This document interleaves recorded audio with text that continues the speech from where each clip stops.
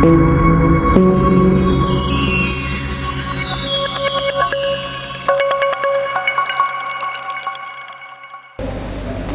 melihat bahwa apa yang telah diberikan Allah kepada kita dapat berbagai macam sisi kita memaknainya. Pertama, boleh jadi itu adalah bagian daripada amarah Allah Subhanahu wa Ta'ala kepada umatnya. Bisa juga itu merupakan teguran dari Allah Subhanahu wa Ta'ala kepada umatnya, atau juga bisa dimaknai Allah ingin menguji kita, akankah kita tetap senantiasa iman kepada Allah atau justru lari daripada kendali Allah Subhanahu wa Ta'ala. Dan juga bisa dimaknai bahwa Allah sedang memberikan peringatan kepada kita, memberikan zikir kepada kita, memberikan introspeksi kepada kita bahwa kita berada dalam manusia yang tidak luput dengan penuh kesengsaraan dan penuh keresahan daripada fenomena kehidupan ini. Kapan Allah Subhanahu wa Ta'ala memberikan musibah itu bagian daripada teguran dan amarahnya? Saat mereka melampaui batas, saat mereka memang mengingkari apa yang jadi peraturan Allah Subhanahu wa Ta'ala. Hal ini digambarkan dalam Al-Quran surah Al-Baqarah ayat 61. Dalam ayat yang panjang itu Allah menggambarkan bagaimana dengkilnya Bani Israel terhadap perintah yang telah diberikan kepada Nabi Musa alaihissalam untuk disampaikan kepada umatnya. Berbagai macam tawaran-tawaran untuk beriman kepada Allah Subhanahu wa Ta'ala, namun Bani Israel juga menawar kepada Nabi Musa alaihissalam. Tawaran-tawaran itu cukup menggelitikkan bagi kita, sampai-sampai mereka menginginkan, ya Musa, aku akan percaya kepada Tuhan andaikan Tuhan menampakkan diri kepada kamu. Dan Musa lapor kepada Allah Subhanahu wa Ta'ala, ya Allah, umatmu tidak mau beriman kepadamu dan kepadaku andaikan engkau tidak memunculkan diri. Maka Musa pun dipanggil oleh Allah Subhanahu wa Ta'ala, silakan naik ke gunung, jumpai aku di sana. Namun tatkala Musa alaihissalam akan naik gunung, baru nampak cahayanya sudah terpelanting, tidak bisa menahankan diri untuk berjumpa dengan Allah Subhanahu wa Ta'ala. Begitu sampaikan, ya Bani Israel, tak mungkin aku berjumpa dengan Allah Subhanahu wa Ta'ala. Baru melihat cahaya sendiri kami terpelanting, apalagi kalian menjumpai Allah Subhanahu wa Ta'ala. Oke, kalau begitu pun tidak jadi masalah.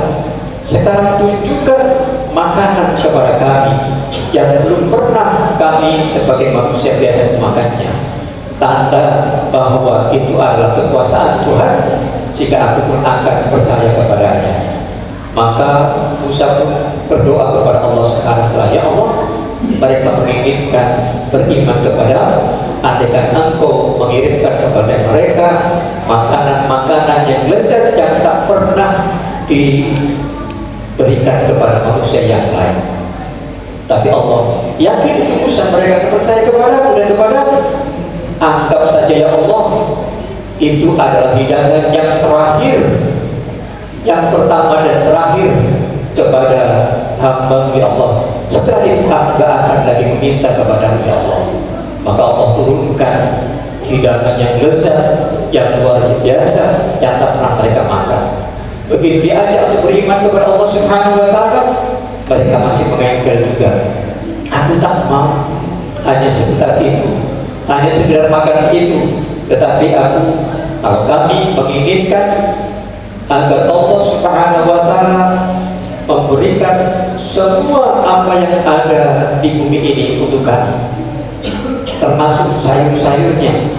Maka dalam firman Allah digambarkan dalam surah Al-Baqarah 61, wa idh qultum ya Musa lan nasbir laka ta'amin wahid ala ta'amin wahid fad'lana yukhrij lana min bakliha.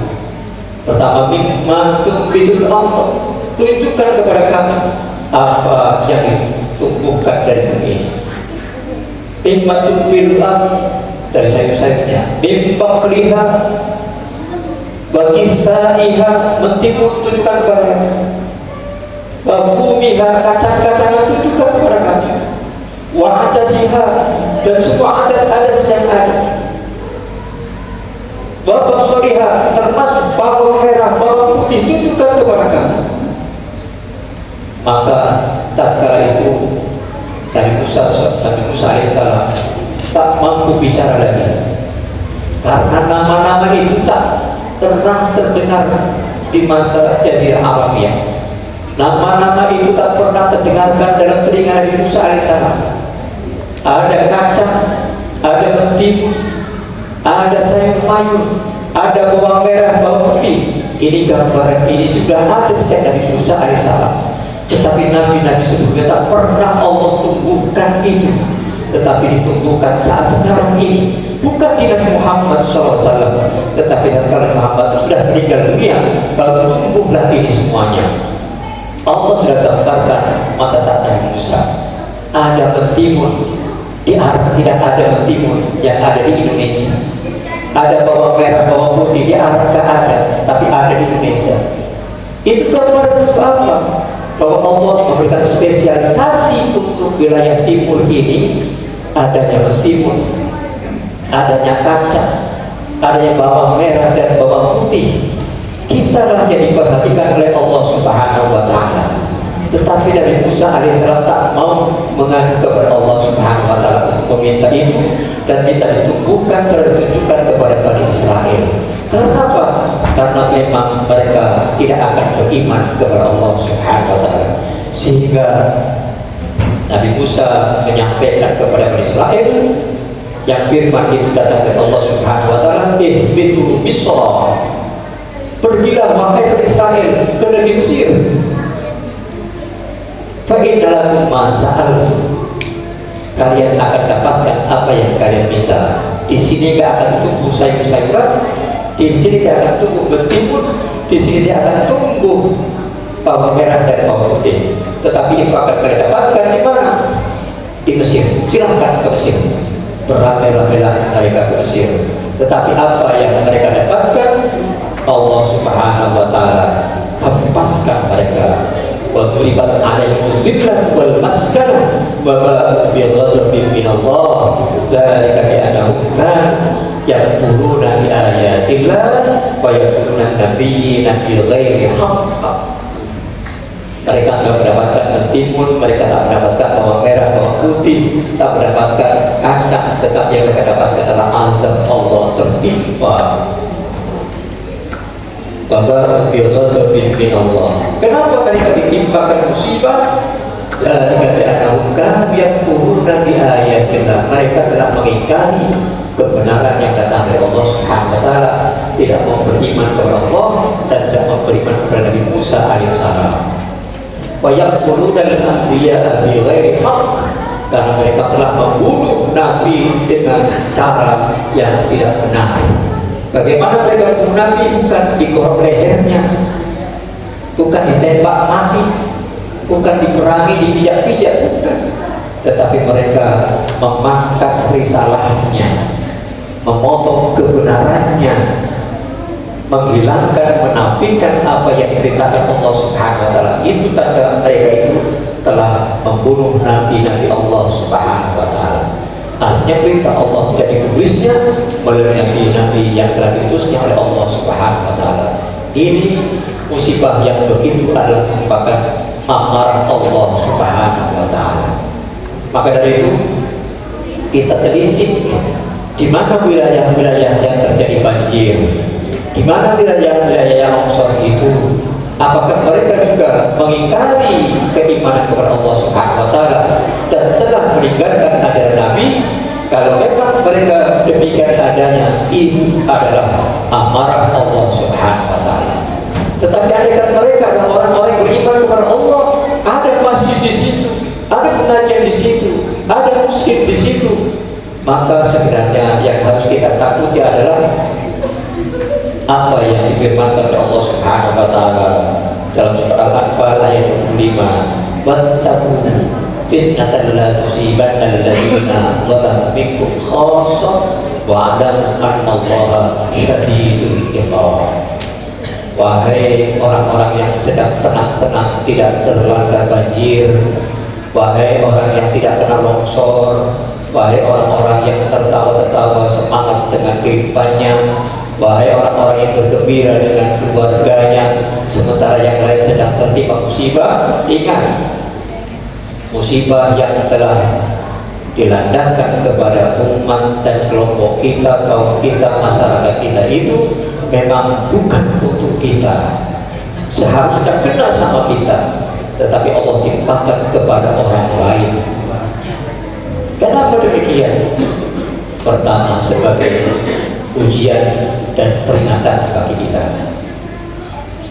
sebagai tazkir, pengingatkan kepada kita. Ingat, masjid pun bisa kena gempa. Ingat, orang yang sedang sholat pun bisa kena banjir.